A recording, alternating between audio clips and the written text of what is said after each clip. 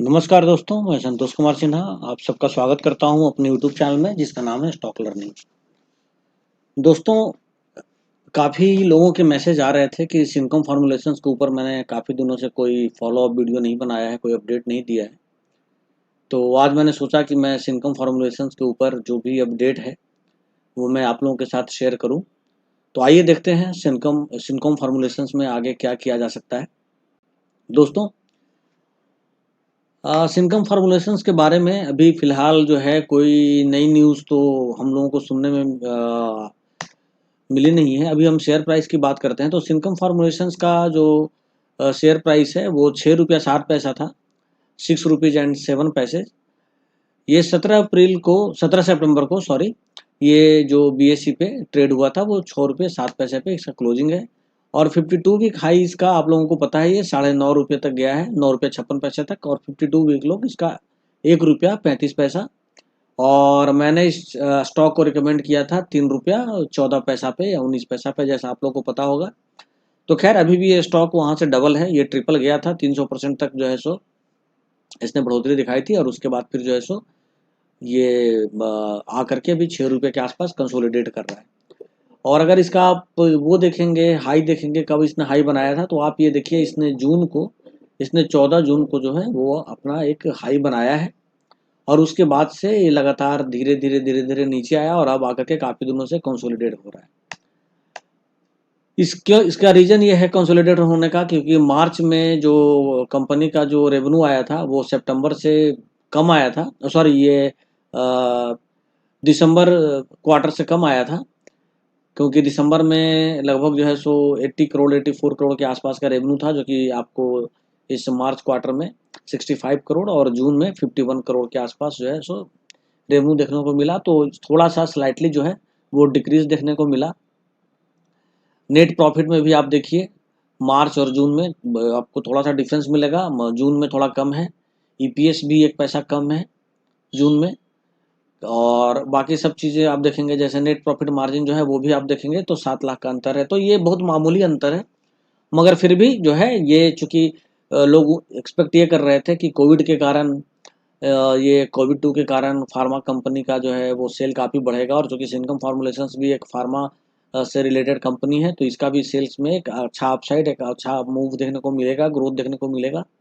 मगर ऐसा हुआ नहीं, ऑलमोस्ट रिजल्ट फ्लैट था। तो इस कारण से जो है ये शेयर प्राइस जो है वो कंसोलिडेट कर रहा है। लेकिन अगर जो है इसकी हम डिलीवरी की बात करें तो ध्यान देने वाली बात ये है, ये मैंने 10 दिन का यहाँ डिलीवरी लिया है इसका, 7 सितंबर से लेकर के 17 सितंबर तक।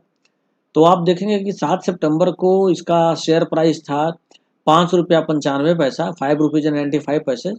लेकिन इसका जो डिलीवरी था वो 71% इसका डिलीवरी हुआ। तो अगर आप 7 सितंबर को डिलीवरी देखेंगे तो 71%, 8 सितंबर को 71.4%, 9 सितंबर को 79.1%, 13 सितंबर को 82.7%, 14 सितंबर को 76.5%, 15 सितंबर को 81.6%, 16 सितंबर को 84% और 17 सितंबर को 78%।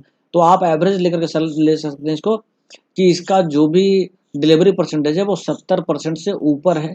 दूसरी चीज़, आप इसका प्राइस देखेंगे तो ₹5.95 7 तारीख को, 8 तारीख को भी ₹5.95, 9 तारीख को ₹6.04। देन अगेन 13 सितंबर को ₹6.11, 14 सितंबर को ₹6.5, ये 15 सितंबर को ₹5.98, 16 सितंबर को ₹6.01 और 17 सितंबर को ₹6.07। तो आप ये देखिए इसका एवरेज अगर आप देखेंगे तो ₹6 के आसपास ही ये जो है वो बिल्कुल कांस्टेंट है। और ₹6 के आसपास ही ये कंसोलिडेट कर रहा है, ना तो ये नीचे जा रहा है ना तो ये ऊपर जा रहा है। और जबकि परसेंटेज आप देखेंगे इसका, तो परसेंटेज इसका 70% से ऊपर है, डिलीवरी परसेंटेज। इसका मतलब ये है कि, और सबसे बड़ी बात क्या है कि इसके अंदर ना तो आपको अभी फिलहाल पिछले 10 दिनों में कोई लोअर सर्किट देखने को मिला, ना ही कोई अपर सर्किट देखने को मिला। इसका मतलब ये है कि ये स्टॉक जो है बहुत स्मूथली ट्रेड कर रहा है और इसने अपना एक ₹6 के आसपास बेस बना लिया है। ये ना तो ₹6 से नीचे जा रहा है और ना तो ₹6 से ज़्यादा ऊपर जा रहा है। क्यों? क्योंकि लोग जो हैं वो नेक्स्ट क्वार्टर रिजल्ट का इसमें वेट कर रहे हैं, क्योंकि अब ये लग रहा है कि नेक्स्ट क्वार्टर में जो रिजल्ट आएगा वो शायद अच्छा आएगा। तो शायद इसके अंदर कुछ ऊपर जो है सो शेयर प्राइस जाए, और अगर रिजल्ट कुछ खराब आता है तो ही थोड़ा बहुत नीचे जाएगा, अदरवाइज अभी ये 6 रुपये पे ये रुका हुआ है। तो अभी यहाँ पे जैसा कि मैंने अपने थंबनेल में लिखा है कि सेल, बाई और होल्ड। तो देखिए अभी Q1 का रिजल्ट आने वाला है अक्टूबर में, तो मेरे ख्याल से अगर हमने होल्ड किया है तो अभी हमें होल्ड करना चाहिए, सेल तो नहीं करना चाहिए। दूसरी चीज़ है बाई करने की बात है, तो देखो क्या है कि अभी सिनकॉम के बारे में हमें ज़्यादातर अगर हम गूगल में भी सर्च करेंगे या कहीं और भी यूट्यूब पे देखेंगे, कहीं और देखेंगे, तो कुछ ऐसा काम वाला न्यूज़ नहीं लगता है, मतलब हमें देखने को या सुनने को मिलता है जो ऑथेंटिक हो और जिससे हम कोई एक एजम्पशन बना सकें, फॉर्म कर सकें कि हाँ इस कंपनी को इससे ऑर्डर मिला, इस कंपनी ने इतना एक्सपोर्ट किया, ये कंपनी ये नया मेडिसिन बना रही है। इस तरह का इसके बारे में हमें कोई न्यूज़ सुनने को मिलता नहीं है, तो हमें पता नहीं चलता है कि कंपनी अंदर अंदर क्या कर रही है, क्या प्रोग्रेस हो रहा है कंपनी के अंदर, कंपनी अपने बिजनेस को बढ़ा रही है, घटा रही है, क्या कर रही है। तो इसके बारे में जो है हमें कहीं गूगल से या यूट्यूब पे कहीं कोई ऐसा न्यूज़ नया मिलता नहीं है। जो भी है हमारे पास वो कंपनी जो इन्फॉर्मेशन सबमिट करती है एक्सचेंज को, कॉर्पोरेट एक्शन जो भी होता है, ये सब जो नोटिफिकेशन वगैरह आते रहते हैं एक्सचेंज में, उसको देख कर ही हम एक कंक्लूजन ड्रॉ करते हैं, एक हम एजम्पशन बनाते हैं कि हाँ ऐसा हुआ, या प्रमोटर्स नया वारंट इशू कर रहा है, वारंट को कन्वर्ट कर रहा है इक्विटी में, तो प्रमोटर का होल्डिंग बढ़ेगा। तो ये सब हम जो भी कंक्लूजन निकालते हैं, ये बीएसई पे जो इन्फॉर्मेशन आता है उसको पढ़ करके ही हम जो है सो कोई कंक्लूजन निकालते हैं। मगर हमें कुछ जैसे और सब स्टॉक्स में होता है कि आप गूगल में जाएंगे या कहीं जाएंगे, या उसके बारे में हमेशा नया नया अपडेट आता रहेगा मीडिया में या सीएनबीसी पे, जी न्यूज़ में, सॉरी जी बिजनेस में, मगर सिनकॉम के बारे में ऐसा कुछ नहीं होता है। तो उस केस में हम आपको ये बोलेंगे कि अगर कंपनी के बिजनेस के बारे में या ग्रोथ के बारे में कोई बहुत ज़्यादा अपडेट ना मिल रहा हो, तो इसको अभी फिलहाल बहुत ज़्यादा बाई करके ना चलें, और अगर बाई करना ही है तो 6 रुपया के आसपास आप जान रहे हो कि 5.90 से लेकर के 6 रुपीज़ के बीच में या 6.10 के बीच में ये आपका एक सेफ बाई है, क्योंकि मार्केट यहाँ से नीचे जो है, मतलब ये इसका शेयर प्राइस जो है सिनकॉम का, वो यहाँ से नीचे नहीं जा रहा है। तो आप थोड़ा बहुत खरीद सकते हैं, अगर क्वांटिटी ऐड करना चाहें तो आप कर सकते हैं, क्योंकि 6 रुपये के पास ये एक सपोर्ट दिखा रहा है कि 6 रुपये से नीचे नहीं आने दे रहा है, तो आप यहाँ पे सेफ बाइंग आपका हो सकता है। मगर बहुत ज़्यादा बाई ना करें, क्योंकि अभी हमें कंपनी के बारे में कोई अपडेट या कोई न्यूज़ नहीं मिल रहा है, और आपने खरीदा हुआ है तो इसको होल्ड करें अभी इस प्राइस पे, इसलिए भी कि इससे नीचे जाने की संभावना अभी नहीं लग रही है। जब तक कि इसका नेक्स्ट कोई रिजल्ट ना आता हो तब तक इसके शेयर प्राइस के बारे में अभी हम कुछ नहीं कर सकते। बस ये उम्मीद कर सकते हैं कि कंपनी जो है वो अच्छा करेगी, जैसा अभी मैं आगे दिखाऊंगा कि इसने अपने एनुअल रिपोर्ट में भी बताया है। अब ट्रेडिंग चार्ट की बात करें तो जैसा मैंने आपको बताया कि आप यहाँ पे देख सकते हैं कि ये जो है ये MACD का जो है ये लाइन है, ये आप देखिए यहाँ से आप देख रहे हैं एकदम फ्लैट ट्रेड हो रहा है। फ्लैट का मतलब ना तो बहुत ज़्यादा ऊपर हो रहा है ना तो बहुत ज़्यादा नीचे हो रहा है, यानी कि जो आपको मैंने भी दिखाया था कि 5.90 रुपया के आसपास से लेकर के 6.10 रुपया के आसपास जो है, या 6 रुपया के आसपास इसका प्राइस रह रहा है। तो ये देखिए बिल्कुल फ्लैट लाइन है, स्ट्रेट लाइन है, कांस्टेंट है। यहाँ पे आप देख रहे हैं वॉल्यूम में भी अगर आप यहाँ पे देखेंगे यहाँ से यहाँ तक, तो वॉल्यूम भी बहुत कांस्टेंट है, कोई बहुत जिग जैग वॉल्यूम नहीं है, ना तो बहुत ज़्यादा बढ़ रहा है ना घट रहा है, ऐसा कुछ भी नहीं है। तो ये बिल्कुल फ्लैट चल रहा है, इसलिए मैंने बोला कि अभी आप कुछ ना करें, जिन्होंने खरीदा हुआ है वो खरीद करके बिल्कुल बैठे रहें चुपचाप, ना बेचें ना कुछ ना करें, सिर्फ अभी होल्ड करें। उसके बाद नीचे का देखिए, मैं RSI का मैं दिखा रहा हूँ, रिलेटिव स्ट्रेंथ इंडेक्स का। RSI इसका देखें तो RSI इसका 40% के राउंड दिखा रहा है। तो अभी ये जो है ओवर बाउट जोन में नहीं है सिनकॉम फॉर्मुलेशंस, तो इस कारण भी यहाँ पे बहुत ज़्यादा डरने की ज़रूरत नहीं है हमको। तो चार्ट जो है वो बिल्कुल अभी ये बता रहा है हमें कि वेट एंड वॉच करो। उसके अलावा ये ना तो हमें कोई बेचने के लिए बोल रहा है चार्ट, ना तो हमें खरीदने के लिए बोल रहा है। हाँ, जो अभी मैंने आपको डिलीवरी का दिखाया, डिलीवरी चार्ट हमें ये जरूर बता रहा है कि 70% से ऊपर हमेशा डिलीवरी है, कि इसके अंदर इन्वेस्टर्स का जो कॉन्फिडेंस है वो बना हुआ है। अब देखिए कंपनी ने 4 सितंबर को एक्सचेंज को इन्फॉर्म किया था कि कंपनी जो है वो एनुअल रिपोर्ट अपना जो है सो वो डाल रही है, और 4 सितंबर को ही कंपनी ने एनुअल रिपोर्ट डाला था। और इस एनुअल रिपोर्ट का जो लिंक है, जो PDF है, ये मैं आपको डिस्क्रिप्शन में भी डाल दूंगा, इसका लिंक आप पढ़ सकते हैं, बहुत अच्छा रिपोर्ट है। और वैसे भी हर कंपनी का एनुअल रिपोर्ट पढ़ना चाहिए कि कंपनी का फिनेंशियल्स कैसा है, कंपनी का जो इक्विटी है उसमें कुछ चेंज आया है क्या, उसका प्रॉफिट एंड लॉस का स्टेटमेंट, ये कैश फ्लो वगैरह, ये सारा कुछ आपको जो एनुअल रिपोर्ट आता है उसको देख करके पता चलेगा। तो आपको ना ये पढ़ना चाहिए किसी भी कंपनी का, खास करके उस कंपनी का जो जरूर एनुअल रिपोर्ट पढ़ना चाहिए जिस कंपनी में आप इन्वेस्टेड हैं। तो कंपनी ने जो है वो 4 सितंबर को एक अपना सबमिट किया एनुअल रिपोर्ट। उस एनुअल रिपोर्ट में मैं तो आपको दो चीज़ें दिखा रहा हूँ। फिनेंशियल रिजल्ट जो है वो कंपैरिजन है ये पिछले साल का और इस साल का, यानी मार्च 2020 का और मार्च 2021 का। तो जब भी किसी कंपनी का परफॉर्मेंस चेक करते हैं तो आपको पता है, मैंने पहले भी बताया है कि जो क्वार्टरली जो रिजल्ट होता है उससे ज़्यादा इम्पोर्टेंट एनुअल रिजल्ट को देखना होता है। क्योंकि क्या होता है, कभी कभी किसी क्वार्टर में कंपनी का जो सेल है या रेवेन्यू है वो डीप मारता है, मार सकता है। उसका रीज़न ये होता है कि मान लीजिए किसी कंपनी में स्ट्राइक हो गया तो कुछ दिन काम बंद हो गया, किसी कंपनी में इलेक्ट्रिसिटी का कोई प्रॉब्लम आ गया, पानी का बाढ़ आ गया, या कोई जैसे अभी पेंडेमिक आया था कुछ आया, तो उस केस में क्या होता है कि एक आध क्वार्टर जो है वो डीप चला जाता है। मगर आपको जब ग्रोथ देखना हो किसी कंपनी का तो एनुअल ग्रोथ को जो है मॉनिटर करें कि कंपनी जो है एनुअली कंपनी और बढ़ रही है या घट रही है। तो यहाँ पे जो है 2 साल का कंपैरिजन इन्होंने दिया है अपने एनुअल रिपोर्ट में, फिनेंशियल में। उसमें इन्होंने हर चीज़ को बढ़ता हुआ दिखाया है। इन्होंने रेवेन्यू जो है वो भी बढ़ता हुआ दिखाया है, अदर इनकम भी इन्होंने दिखाया कि मेरा ज़्यादा हुआ है, टोटल इनकम भी इनका ज़्यादा है, प्रॉफिट भी इनका, प्रॉफिट तो ऑलमोस्ट डबल है इनका।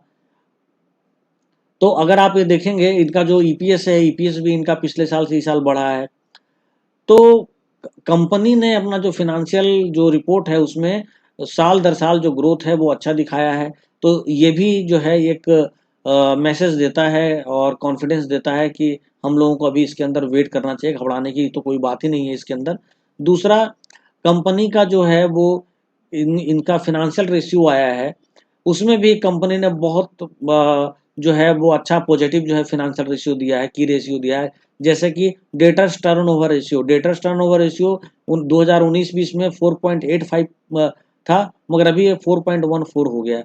तो जिन लोगों को ये नहीं पता है कि डेटर्स टर्नओवर रेशियो क्या होता है, उनको मैं बता दूं कि इसको हम रिसीवेबल टर्नओवर रेशियो भी बोलते हैं, रिसीवेबल टर्नओवर रेशियो भी बोलते हैं।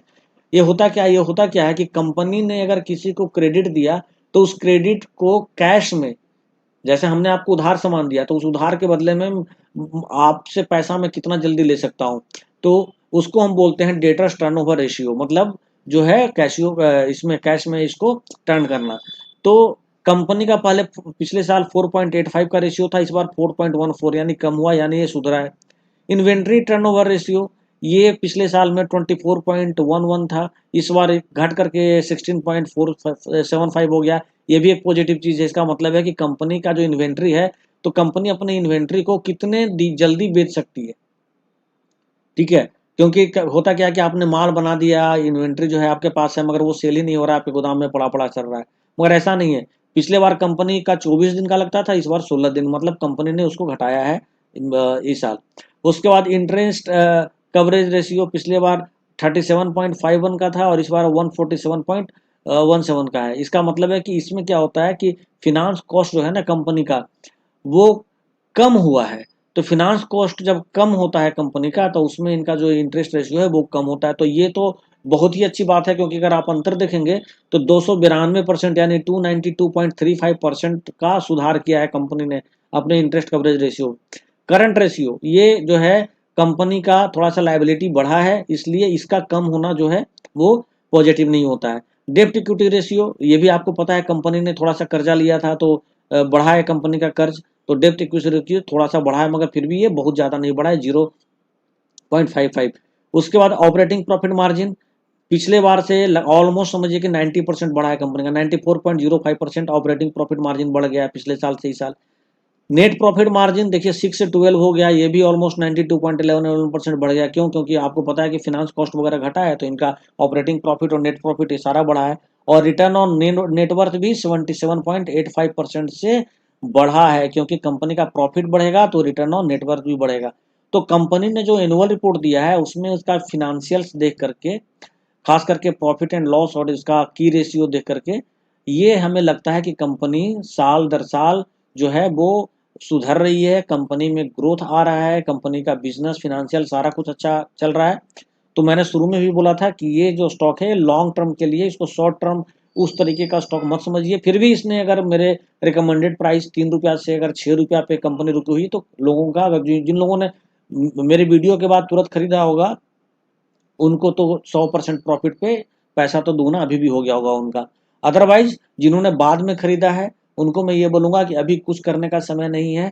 जो है आपके पास बस उसको होल्ड करके आप बैठे रहें और नेक्स्ट क्वार्टर रिजल्ट का वेट करें। और कंपनी में अभी ऐसा कोई न्यूज़ आया नहीं है जिसमें कि मैं आपको बोल सकूं कि आप बेच दो या आप खरीद दो। तो अभी फिलहाल वेट एंड वॉच की स्थिति इसमें बनाए रखें।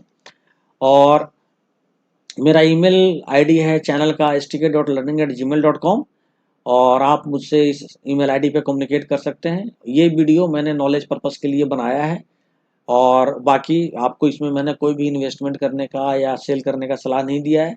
और आप मेरे एडवाइस को कभी भी इन्वेस्टमेंट के पॉइंट ऑफ व्यू से यूज़ ना करें। और आप अगर किसी फिनेंशियल इंस्टीट्यूशन से रिलेटेड हों या उनसे कंसल्ट करते हो, तो आप एक बार किसी फंड मैनेजर से या फिनेंशियल कंसल्टेंट से एडवाइस जरूर ले लें और उसके बाद ही इन्वेस्टमेंट करें।